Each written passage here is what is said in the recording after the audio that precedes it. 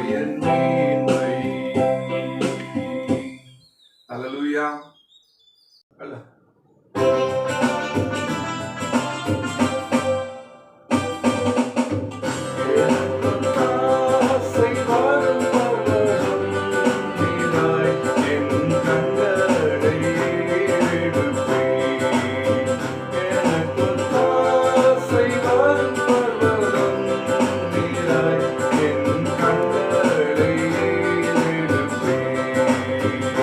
வானமும் பூமியும் படைத்த வல்ல தேவனிடமிருந்து வானமும் பூமியும் படைத்த என் கடந்தால் நன்மைகள் வருமே, என் கண்கள் ஏறெடுப்பேன். என் கடந்தால் நன்மைகள் வருமே, என் கண்கள் ஏறெடுப்பேன். எனக்கு தாசை வரும் பர்வதம் நீராய் என் கண்களை ஏறெடுப்பேன். எனக்கு தாசை வரும் பர்வதம் நீராய் என் கண்களை ஏறெடுப்பேன். மலைகள் பயத்தகன்றிடினும் நிலை மாறி புவி அகன்றிடினும் மலைகள் பயத்தகன்றிடினும் மாறிடுமோ அவர் கிருபை எந்நாளும் ஆறுதல் எனக்கவரே. மாறிடுமோ அவர் கிருபை எந்நாளும் ஆறுதல் எனக்கவரே. எனக்கு தாசை வரும் பர்வதம் நீராய் என் கண்களை ஏறெடுப்பேன். எனக்கு தாசை வரும் பர்வதம் நீராய் என் கண்களை ஏறெடுப்பேன். என் காலை தள்ளாட ஓட்டால் என்னை காக்கும் தேவன் வந்தார். என் காலை தள்ளாட ஓட்டால் இஸ்ரவேலை காக்கும் நல் தேவன் காப்பதல் உறங்காரே. இஸ்ரவேலை காக்கும் நல் தேவன் காப்பதல் உறங்காரே. எனக்கு தாசை வரும் பர்வதம் நீராய் என் கண்களை ஏறெடுப்பேன். எனக்கு தாசை வரும் பர்வதம் நீராய் என் கண்களை ஏறெடுப்பேன். பலபக்கத்தில் நிழலவரே, வழுவாமல் காப்பவரவரே. பலபக்கத்தில் நிழலவரே. சூரியன் பகலில் சந்திரன் இரவில் சேதப்படுத்தாதே. சூரியன் பகலில் சந்திரன் இரவில் சேதப்படுத்தாதே. எனக்கு தாசை வரும் பர்வதம் நீராய் என் கண்களை ஏறெடுப்பேன். எனக்கு தாசை வரும் பர்வதம் நீராய் என் கண்களை ஏறெடுப்பேன். என் தீங்கும் என்னை அணுகாமல் ஆத்துமாவை காக்கும் என் நேசர். என் தீங்கும் என்னை அணுகாமல் போகையும் வரத்தையும் பத்திரமாக காப்பாரே இது முதலாய். போகையும் வரத்தையும் பத்திரமாக காப்பாரே இது முதலாய். எனக்கு தாசை வரும் பர்வதம் நீராய் என் கண்களை ஏறெடுப்பேன். எனக்கு தாசை வரும் பர்வதம் நீராய் என் கண்களை ஏறெடுப்பேன். Hallelujah. ஹalleluya.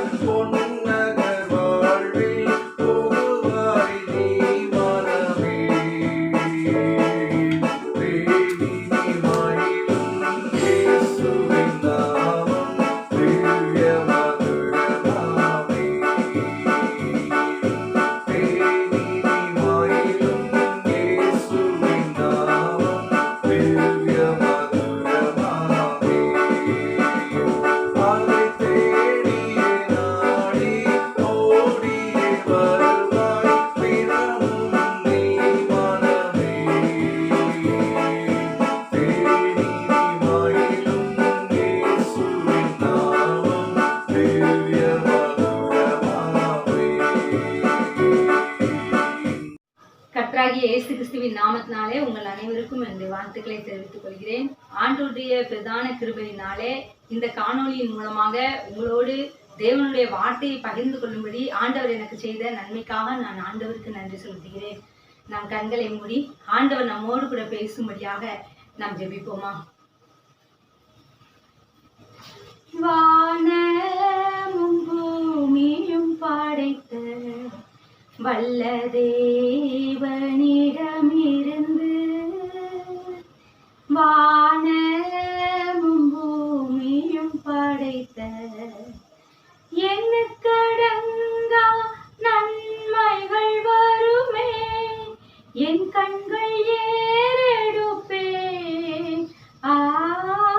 எண்ணுக்கடங்கா நன்மைகள் வருமே, என் கண்கள் ஏறெடுப்பே.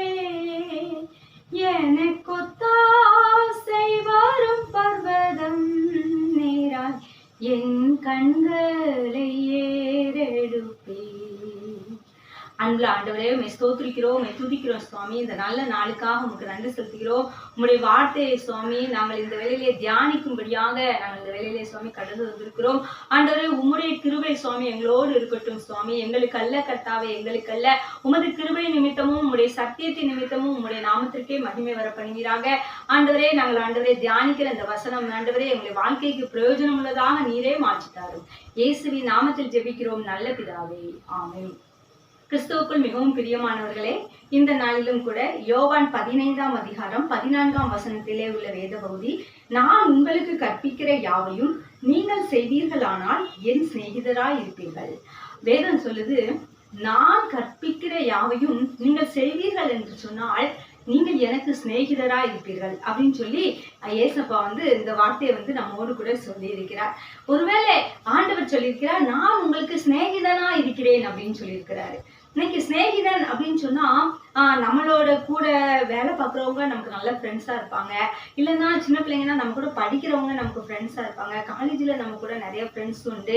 அது மட்டும் இல்லை, நம்ம சில இடங்கள்ல ஒரே நேரத்தில் ஒரு பஸ்ல போறோம் அப்படின்னு சொன்னா டெய்லி பார்க்கும்போது ஃப்ரெண்ட்ஸ் ஆயிடுவோம். இதே மாதிரி நிறைய வகைகள்ல நமக்கு நிறைய பேர் நண்பர்கள் இருக்கலாம். அதிகமா நம்மளை நேசிக்கிறவங்க இருக்கலாம். நாம் அதிகமா நேசிக்கிறவங்க நமக்கு நிறைய பேர் இருக்கலாம். ஆனா இந்த இடத்துல ஆண்டவர் சொல்லி இருக்கிறார், நான் உங்களுக்கு சிநேகிதனா இருப்பேன். நான் சொல்றதெல்லாம் நீங்க செஞ்சீங்கன்னு சொன்னா நான் உங்களுக்கு சிநேகிதரா இருப்பேன் அப்படின்னு சொல்லி இருக்கிறார்.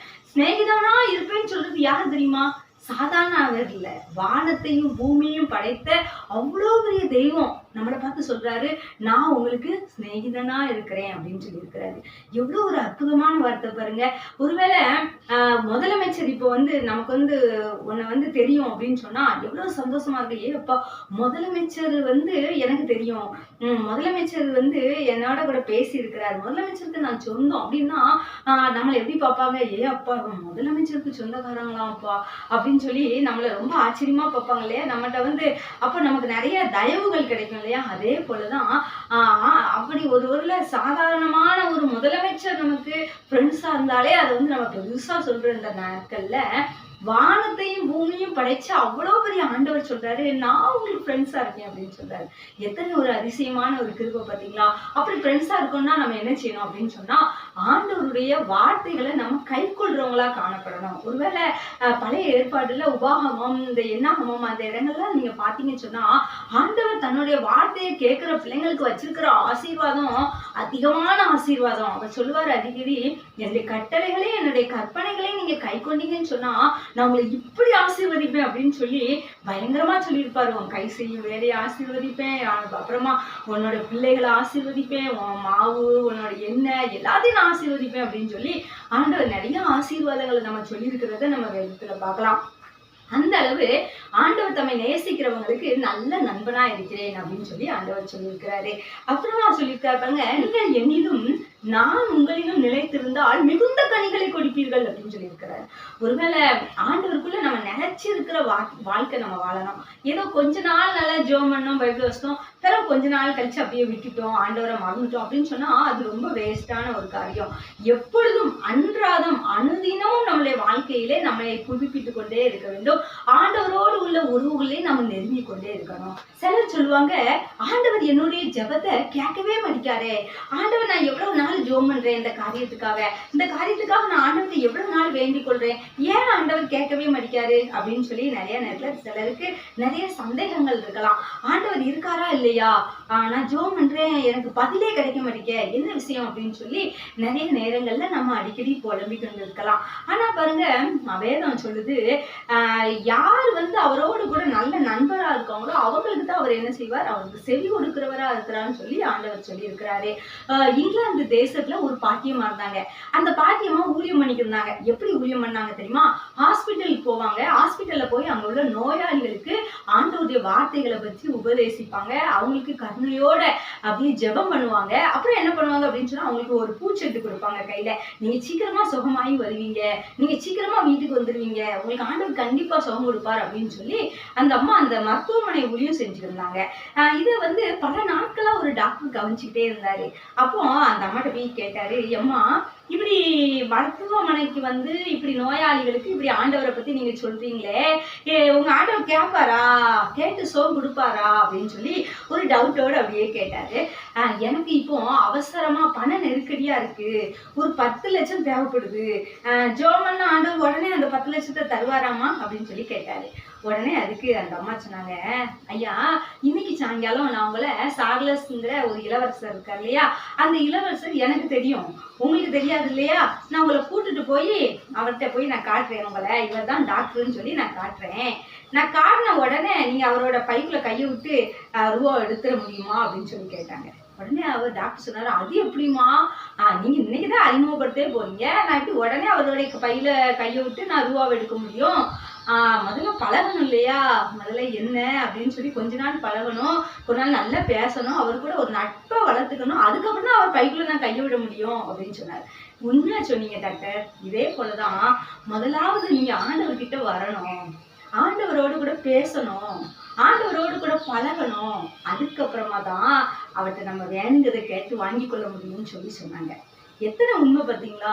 இன்னைக்கு நிறைய நேரத்துல ஏதோ தேவைக்காக மட்டும் ஆண்டவரே அப்படின்னு சொல்லி நம்ம ஆண்டவர்கிட்ட பேசுறோம். ஒருவேளை எக்ஸாம் வருது அப்படின்னு சொன்னா, அந்த எக்ஸாம்ல எப்படியாவது நான் பாஸ் ஆகி எனக்கு எப்படியாவது ஒரு வேலை கிடைக்கணும் அப்படின்னு சொல்லி அதுக்காக மட்டும் ஆண்டவரை தேடுறவங்க நிறைய பேர் இருக்காங்க. இல்லை அப்படின்னு சொன்னா, நான் அப்படி திருமண காரியம் எனக்கு வாய்க்கவே இல்லை, இந்த காரியத்தை எப்படியாவது செய்யுங்க ஆண்டவரே அப்படின்னு சொல்லிட்டு அந்த சமயம் அந்த நேரம் மட்டும் ஆண்டவரை தேடி அவர்கிட்ட வாங்கிக்கிட்டு அப்புறமா அவரை விட்டு மறந்து விடுகிறவர்கள் இன்னைக்கு நிறைய பேரை நம்ம பார்க்க முடியுது. உண்மையாவே இதை கேட்டுக்கொண்டு இருக்கிற நீங்களும் நானும் கண்டிப்பா இப்படிப்பட்ட காரியத்துக்காக, ஒரு அற்பமான ஆதாயத்துக்காக, இழிவான அந்த உலக பொருளுக்காக நம்ம ஆண்டவர்கிட்ட வரவே கூடாது. முதலாவது முழுமையா உண்மையா நான் ஆண்டவரை நேசிக்கிறேனான்னு சொல்லி இன்னைக்கு நீங்க உங்களுக்கு ஒருவேளை நான் ஏதோ தேவைக்காக நான் வாரேன்னு சொன்னா, இம்மைக்காக மட்டும் நம்ம தேடணும்னு சொன்னா நம்ம பரிதவிக்கப்பட்டவர்களா இருப்போம்னு சொல்லி வேணும்னு சொல்லுது. ஏதோ தேவைக்காக மட்டும் இல்ல, எனக்காக உயிரை கொடுத்த ஆண்டவர் இந்த சிநேகிதர் அல்லவா, எனக்காக தன்னுடைய ஜீவனை கூட கொடுக்கிற ஒரு உண்மையான ஒரு நண்பன். இதே மாதிரி உலகத்துல எந்த நண்பனையும் நம்ம பார்க்க முடியாது. நிறைய இடங்கள்ல நீங்க பழகலாம்னு சொல்லி நான் ஆரம்பத்துல சொன்னேன். நிறைய இடங்கள்ல உங்களுக்கு ஃப்ரெண்ட்ஸ் இருக்கலாம். ஆனா ஜீவனை கொடுக்குற அளவுக்கு ஒரு நண்பனை இந்த உலகத்துல யாராவது சிலரை தான் நம்ம கவனிக்க முடியும், யாராவது சில இடங்கள்ல தான் நம்ம கேள்விப்படுவோம். ஆனா உண்மையா நமக்காக ஜீவனை கொடுத்த ஒரு அன்பு அப்படின்னு சொன்னா அது இயேசு கிறிஸ்து தான். நம்ம அதை ஒரு நாளும் மறக்க கூடாது. அதை நினைச்சுதான் நம்ம ஆண்டவரை ஒவ்வொரு நாளும் தேடணுமே தவிர, அதை நினைச்சுதான் அவரோடு கூட நம்ம ஒவ்வொரு நாளும் பேசணுமே தவிர, ஏதோ அற்பமான ஆலயத்துக்கு மட்டும் இல்லை. உண்மையாவே அப்படி நீங்க நேசிச்சு பாருங்க, எல்லாமே ஆண்டவர் உங்களுக்கு கொடுப்பாரு. அப்படி ஆண்டவர் உண்மையா நீங்க அவருடைய சிநேகிதரா நினைச்சு பாருங்க, எல்லாமே அவர்கிட்ட நம்ம பெற்றுக்கொள்ளலாம்ங்கிறதுல சந்தேகமே கிடையாது. யோவான் சீசன், இந்த சீசன் பாத்தீங்கன்னா ஆண்டவருடைய மார்புல சாஞ்சிருந்தான்னு சொல்லி பைபிள் சொல்லுது. ஒருவேளை அவ்வளவு பெரிய இயேசு கிறிஸ்துவுடைய மார்புல அவன் சாஞ்சிருக்கிறான் அப்படின்னு சொன்னா, யோவானுக்கும் ஆண்டவருக்கும் உள்ள நெருக்கம் எவ்வளவு பெருசு அப்படின்னு சொல்லி நம்மளால புரிய முடியும் இல்லையா? ஒருவேளை சாதாரண ஒருத்தருடைய மார்புல போய் சாயணும்னு சொன்னா அவங்க நம்ம அதிகமா நேசிக்கப்படத்தக்கவராத்தான் இருப்பாரு. ஆனா பாருங்க, இவர் எந்த அளவு இயேசு கிறிஸ்துவை நேசிச்சா அவருடைய மார்புல போய் சாய்ந்து கொள்ற அளவுக்கு இருந்திருக்காங்க. அந்த அளவு சிநேகிதனே அப்படின்னு சொல்லி ஆண்டவர் சொல்றாரு நிறைய இடங்கள்ல. அந்த அளவுக்கு அவ்வளவு சிநேகிதனாக ஆண்டவரோடு கூட அவ்வளவு நெருக்கம் இருந்தவனாக அந்த யோவான் காணப்படுகிறார். நடந்தது என்ன தெரியுமா?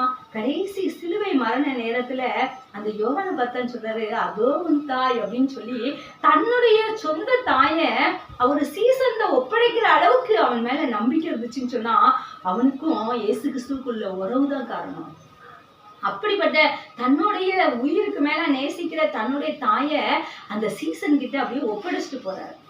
ரெண்டாவது பாத்தீங்கன்னா அவருக்கு பரலோக வெளிப்பாடுகளை கொடுத்து வெளிப்படுத்துறதுல அந்த யோவான் தான் எழுதுறாரு. அந்த அளவு பரலோக வெளிப்படுத்துறதெல்லாம் முன்னகள் பின்னால நடக்க போறதெல்லாம் அவனுக்கு சொல்றாருன்னு சொன்னா அவன் மேல எவ்வளவு ஒரு நெருக்கமா இருந்திருக்காருன்னு பாருங்க. அந்த அளவு நெருக்கமா அந்த யோவான் வாழ்ந்தார். அதே போல அன்பு, அதே போல பாசம், அதே போல ஸ்நேகம், அதைத்தான் ஏசப்பா உங்ககிட்ட ஏன்டே எதிர்பார்க்கிறாரு. இன்னைக்கு ஆண்டவரோடு கூட நிலைச்சிருந்தா நம்ம இந்த வாழ்க்கையில, இந்த உலக வாழ்க்கையில பெரிய காரியங்களை செய்யலாம், பெரிய ஆசீர்வாதங்களை நம்ம பெற்றுக்கொள்ளலாம். இம்மைக்குள்ள ஆசீர்வாதம் மாத்திரமல்ல, மறுமைக்குள்ள ஆசீர்வாதமும் கூட நம்ம ஆண்டவர்கிட்ட பெற்றுக்கொள்ளலாம். ஆண்டவரோடுக்குள்ள நெருக்கம், அதுதான் ஆண்டவர் நாளே நமக்கு எதிர்பார்த்து நிற்கிறார். அடுத்து பாருங்க, ஏனோக்கு தேவனோடே கூட சஞ்சரித்து கொண்டு இருந்தாராம். 300 வருஷம் ஆண்டவர் கூடவே பேசுறார். அவருக்கு ஒருவேளை குழந்தைங்க இருந்தாங்க, மனைவி இருந்தாங்களா, மனைவி, குழந்தைங்க, குடும்பம், ஒரு பெரிய எல்லாமே இருந்துச்சு அவருக்கு, ஒரு சொந்தக்காரங்க எல்லாருமே இருந்தாங்க. இவ்வளவு இருந்ததற்கு மத்தியிலும் கூட அவர் தேவனோடு கூட சஞ்சரித்து கொண்டிருந்தார். இன்னைக்கு நிறைய பேர் சொல்லலாம், குடும்பம் குட்டிலாம் ஆயிட்டுன்னா நம்மளால ரொம்ப ஜெபம் பண்ண முடியாது, நம்ம ஆண்டவருக்குள்ள ஆவிக்குரிய வாழ்க்கையில வளர முடியாது அப்படின்னு சொல்லி நீங்க நினைச்சிட்டு இருக்கீங்களா? இல்லவே இல்லை. எப்படிப்பட்ட ஒரு காரியமா இருந்தா கூட, குடும்பம் இருக்கலாம், பிள்ளைங்க இருக்கலாம், எல்லாமே ஆண்டவர் நமக்கு தந்திருந்தாலும் கூட அதில் மத்தியிலும் கூட ஆண்டவரோடு கூட நேரம் செலவழிச்ச மனுஷன் சொன்னா இந்த ஏனோக்கை தான் உதாரணமா எடுத்துக்கிடலாம். அந்த அளவு ஆண்டவர் கூட 300 வருஷம் 325 வருஷம் வாழ்ந்தாராம். அந்த 300 வருஷம் ஆண்டவர் ஏனோக்கு ஆண்டவர் கூடவே சஞ்சரித்து கொண்டிருந்தார் அப்படின்னு சொல்லி பார்க்க முடியுது. கடைசி என்ன நினைச்சு தெரியுமா? அந்த ஏனோக்கு பெரிய காரியங்களை செய்ய ஆண்டவர் கிருபை கொடுத்தார். என்ன அப்படின்னு சொன்னா, யூதா 1வது அதிகாரம் 14-15 வசனத்தை வாசித்து பாருங்க. ஆயிரமான தமிழ் தூதர்களோட கர்த்தர் வருகிறார் அப்படிங்கிறத முன்னறிவிச்சாராம் அந்த ஏனோக்கு. எவ்வளவு வருஷம் அவர் வாழ்ந்த பல காலங்களுக்கு முன்னாகவே கர்த்தர் தூதர்களோட வரப்போறாரு நியாயம் தீர்க்க அப்படிங்கிற காரியத்தை ஏனோக்கு வெளிப்படுத்தினார் சொல்லி யூதா எழுதியிருக்கிறார். யூதா 1வது அதிகாரத்துல நம்ம பார்க்கலாம். எந்த அளவு பாருங்க, எவ்வளவு அட்வான்ஸா ஆண்டவர் பேசியிருக்கிறார் பாருங்க. அந்த அளவு அவரோடு கூட நெருக்கம் இருந்துச்சு. அதுதான் காரணம்.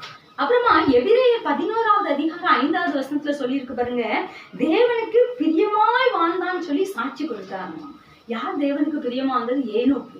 தேவனோடு கூட பிரியமான ஒரு வாழ்க்கை, அவர் சொல்றதெல்லாம் கேட்டு அவருடைய கற்பனைகள் எல்லாம் கைப்பற்றி அவரோடு கூட இசைந்து வாழ்ந்தாரு ஏனோக்கு.